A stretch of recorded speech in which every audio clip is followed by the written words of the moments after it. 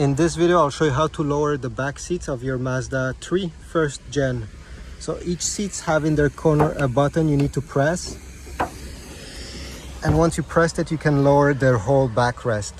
Now, you see over here, there is a lock unlock button. Latch, call it the way you want. If you don't want, let's say, your kids to open this backrest without your supervision, you can put it in the lock position. And once you slam them back closed, okay, they're closed, you won't be able to have access to the backrest folding down. So to unlock it, you'll have to pop the trunk and go from the trunk, put the backrest in the unlock position, and then you'll be able to lower them down. So this is about it. This is how you lower the back seats, the backrest of your back seats on your Mazda 3 first gen. Same thing on the other side, by the way. I didn't demonstrate, but yeah, it's the same thing. Thanks for watching. Leave a like, subscribe, and I'll see you in the next video.